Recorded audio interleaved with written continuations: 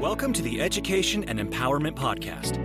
In this show, our hosts explore success and advancement through education by interviewing today's top leaders in the fields of education, business, and technology in order to provide insight into what it really takes to succeed. This show is brought to you by ForStay, a SaaS-enabled online booking marketplace for student and intern housing.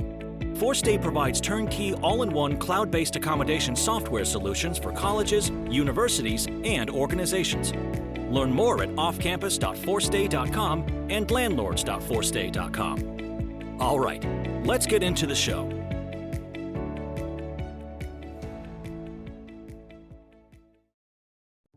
In this episode, we have the pleasure to speak with Dr. Chitpasong Vazquez.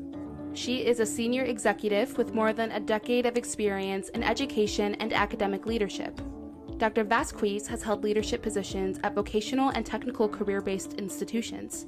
She has served as the Associate Dean for the School of Business and Computer Science and as the Dean of Education to oversee the business, medical, and computer science programs.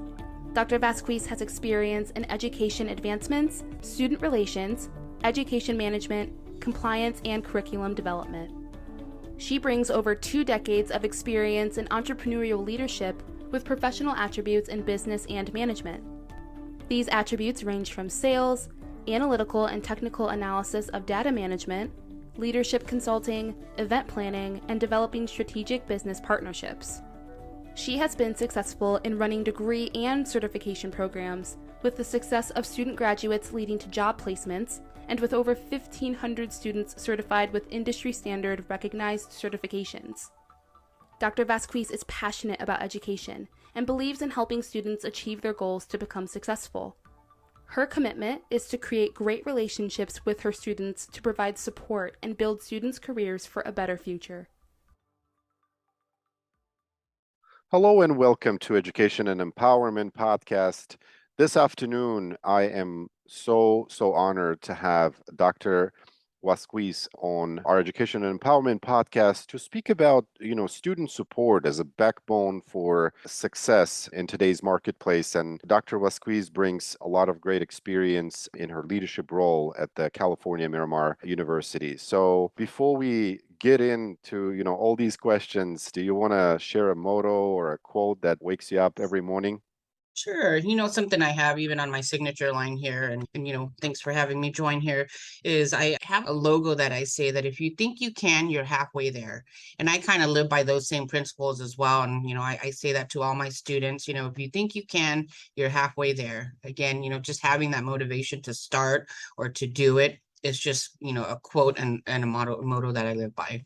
That's amazing. Thank you so much for sharing that. That's very powerful. It's what's in your mind that gets, acted upon and that kind of results into the impact. So, California Miramar University is certainly, very lucky to have you.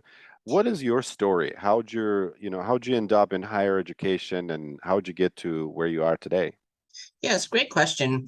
So, I started off my past experience, I come from the corporate world. I was in financial software industry for about a decade. And, while I was there going through grad school, and one of my colleagues in my grad school invited me and said, why don't you come teach for us? Working on my PhD at the time and on the topic of leadership. So, very passionate about what we were doing. He says, you'd be great to teach our management and leadership courses.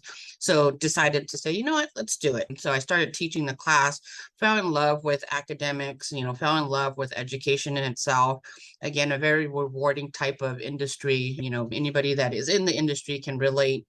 It's really rewarding to see your students get to the finish line or succeed. And so I started off teaching at the university in my prior university, and then worked my way up, became the associate dean there, working in the business program. From there, moved up to the dean position, and then eventually found myself working as the dean of education for all programs. And we've offered computer programs, medical, and as well as business programs. And I found a passion for the education. So as I was going through this program, unfortunately with the pandemic, our university actually closed down, and then the opportunity presented itself here with California Miramar University, and again started off as a VP here, and shortly after was asked to be the president. And so now I've taken on that new role of really just making sure that the university, one, is making sure students are being supported and the effectiveness of our academics and really just staying within the standards of our accreditors and accreditation. That's amazing. That's amazing. I mean, and pandemic had, certainly reset, how education was perceived and, how it operated. So a lot of what, owners and C-suite executives, end up thinking and doing is, how do we bring the talent? So they were lucky to bring you on board. And congratulations, to the work that you're doing so far. Educational leadership is certainly very rewarding, field. And I'm sure that, pandemic had put a lot of different obstacles as well as maybe opportunities to succeed for again the end users of education, which is the students. Would you help our audience to understand maybe comparison between positive and negative impact of pandemic affected online learning for students? What's impacting success for them? Yes.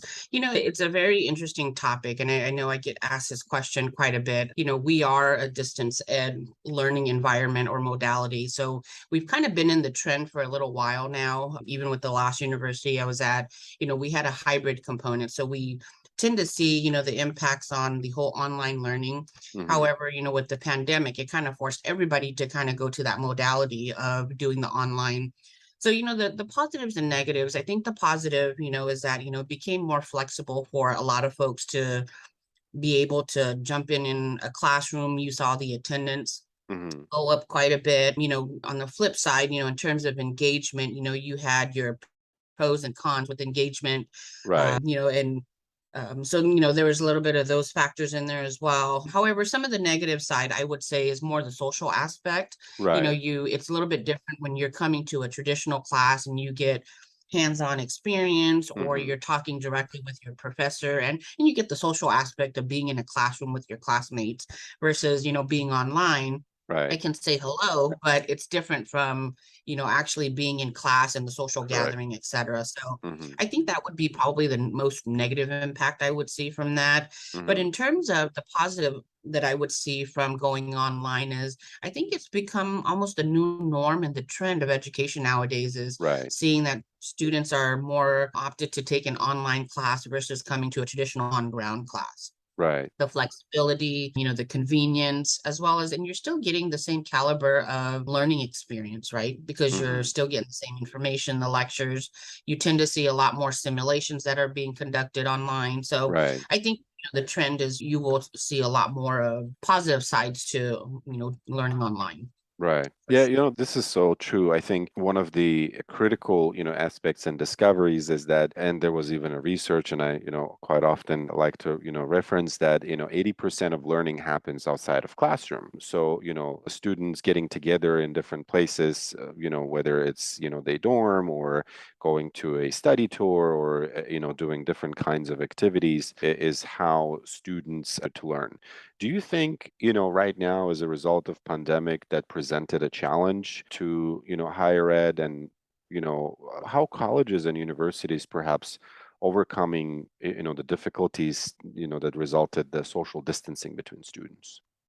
In my opinion, and again, this is from my perspective, I don't see that there was a huge downfall on that just because of all Hmm. the technology we have, right? You Right. look at social media, students are on, Facebook or Facebook Meets, or they're on all these different platforms, Google Meets, etc. Hmm. And so there's still that connection and that social interaction, whether you're, together physically or not. And then again, all these virtual worlds that are out there, I become an avatar, you become an avatar, and we go shopping together.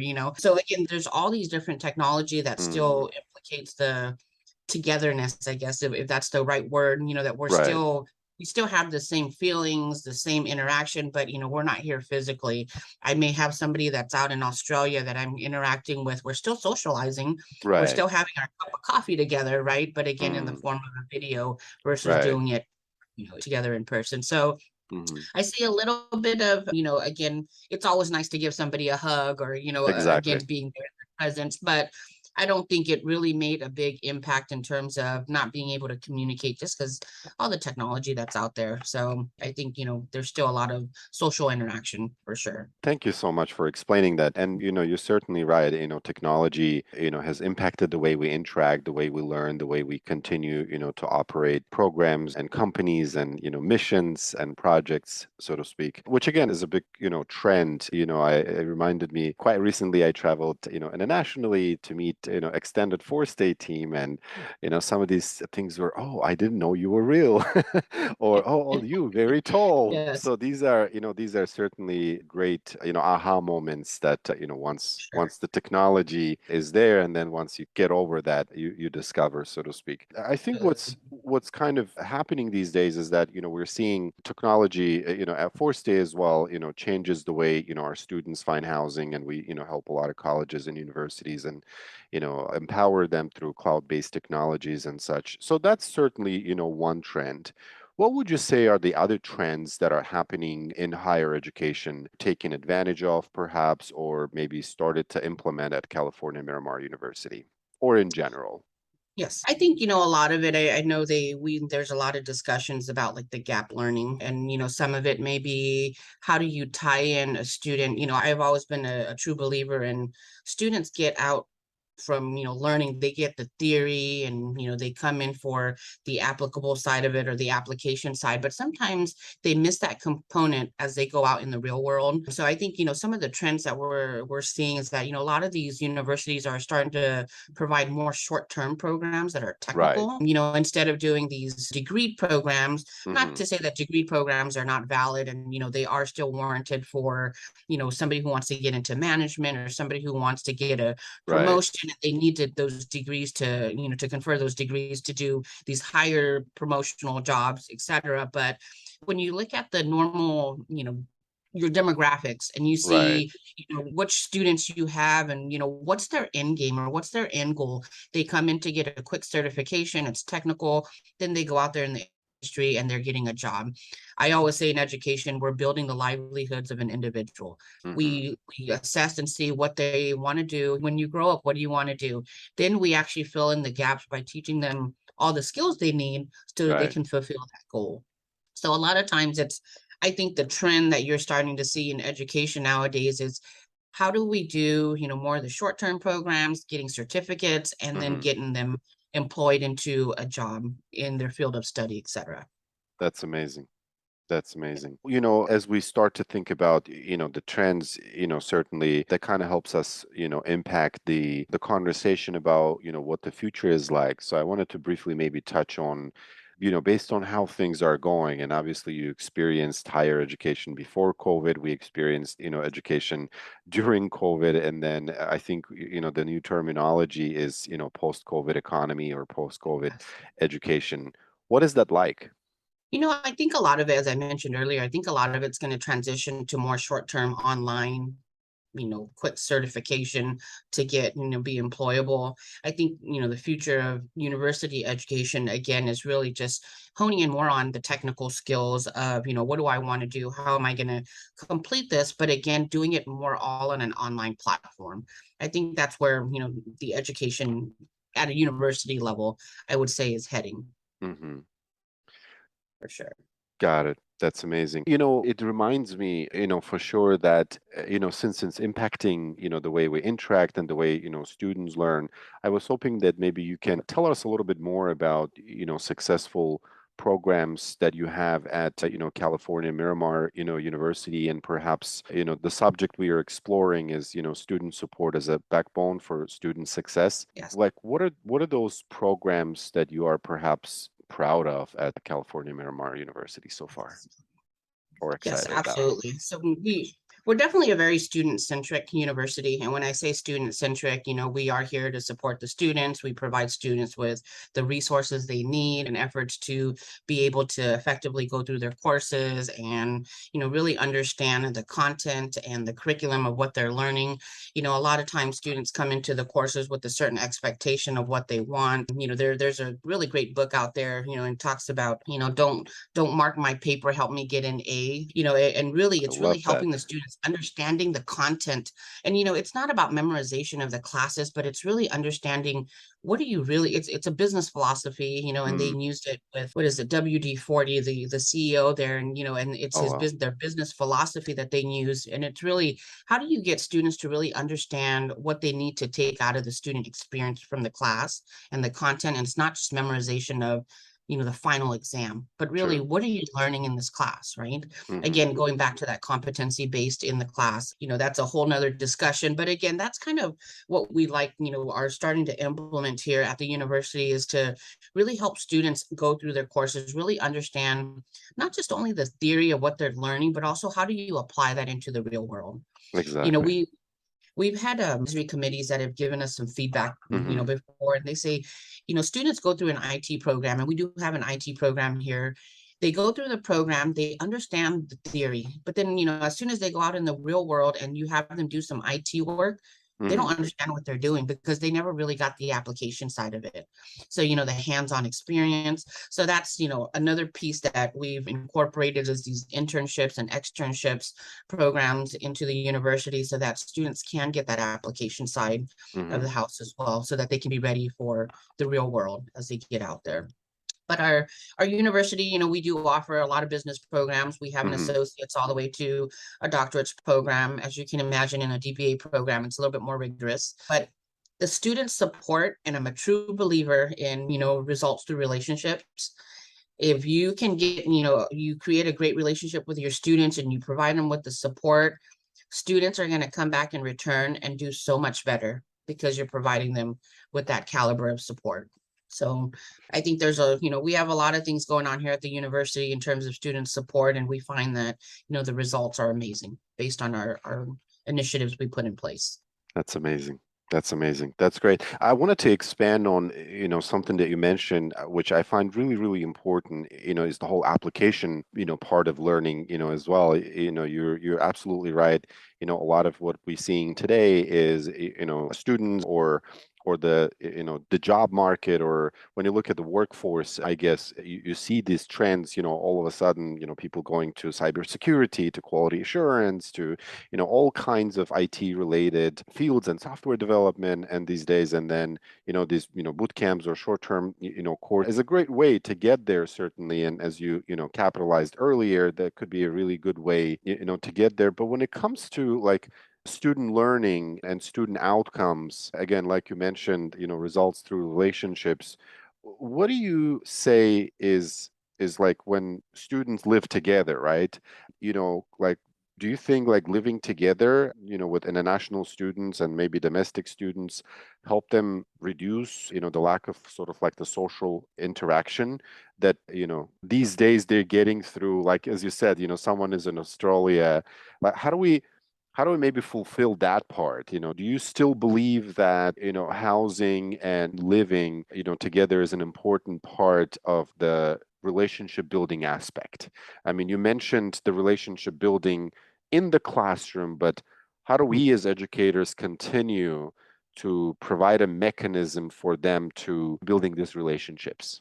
I think, if you're asking the question of, co-living with students interacting together in the same, household, I mean, I think there's implications to that, as, it should be positive, right? You get the social interaction, and if most importantly, the collaboration of, what do you think about this, or how do you view this, their perspective, and, Right. being able to be in the same room together, whether it be living together or even meeting together on an ongoing basis. I think there's a lot of positive outcomes with that, because again, it's really, how are we socializing for impact? And that's, based on our discussions, our dialogues, again, different perspectives. And, sometimes we can agree to disagree, but at the same time, that's where the great conversation starts, right? And again, Exactly. living together in the same household becomes more convenient because now, the convenience factor of being able to discuss a topic or if something is right then and there. Not to say you can't do it if you're not living together, but it becomes a lot easier because you're around in that same environment.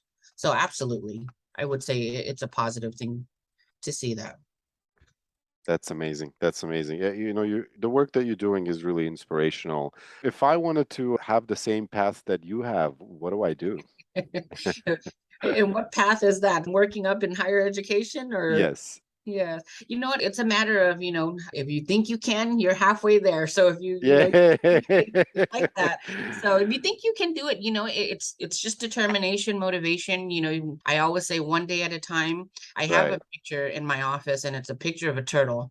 And there's a huge mountain in the back. And, that picture reminds me that, everybody goes at their own pace. You can be very slow as a turtle, but you'll reach that goal, Right. eventually. And even if a turtle can do it, you can do it. So I again, love that.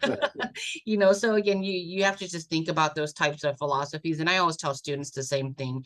And, everybody has their own background, everybody has their own agenda, but at the end of the day, if you have a goal, try to reach your goal. And sometimes, we fail, sometimes we miss it, but pick up and get up and try to do it again. So again, find out what is it you want to do, and getting in the higher education admin, Right. first identify what you want to do, right? Of You want to course, see yeah. what you want to do. And then you go through the skill sets, you go through, you network with folks. And Hmm. I think the best way of landing a job is through networking and collaboration. Exactly. And that's how you get into, your positions. And of course, with, your skill sets and knowledge that you bring to the table as well. It's So amazing. That's amazing. And that kind of, also helps us bring, our episode to an end. I was, curious if you had any piece of, wisdom or, quote on education and empowerment that you want to leave with to our listeners. absolutely. One of the quotes that I usually leave with, all our students are when we do orientation, Hmm. I always tell our students, I always ask them if they know Pablo Picasso. I think everybody knows who Pablo is, right? Famous artist. And Right. one of his quotes is, he says, action is the foundational key to all success. And again, it's the action. What action are you going to take?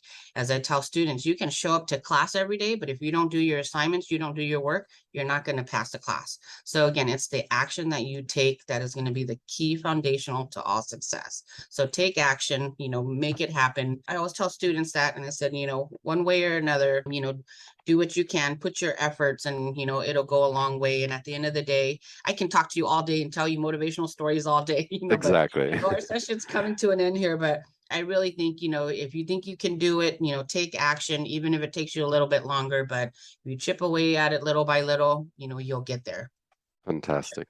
Fantastic. Yes. Well, this has been certainly a very, interesting conversation. I really enjoyed learning from you. And, when I was learning English years ago, I remember this, action speaks louder than words. The phrase that I learned, and I always have to remind myself that, it's the action that matter. And, on behalf of Force Day, we do appreciate the action that you took to educate and empower, Thank you. listeners, students, interns, young professionals, and people within the education and business industry. Thank you so much for your time. For those of you who are interested in learning about Force Day, check us out at forceday.com or podcast.forceday.com. If you want to learn more about California Miramar University, what would be the right contacts for them to reach out? Yes, you can actually reach out. You can reach out directly to our main line, which is, I'll give you the phone number. It's 858-653-3000, and it'll get you directly to our receptionist. Or you can actually look up California Miramar University online. It's just cmu.edu, and you'll be able to find our website as well. Fantastic. Once again, thank you so much for the gift that you gave us today. Thank you. I appreciate it. My pleasure. Bye-bye. Bye now. We hope you've enjoyed this episode of the Education and Empowerment Podcast. This show is brought to you by ForceDay, a SaaS-enabled online booking marketplace for student and intern housing. ForceDay provides turnkey, all-in-one cloud-based accommodation software solutions for colleges, universities, and organizations. Learn more at offcampus.forceday.com and landlords.forceday.com.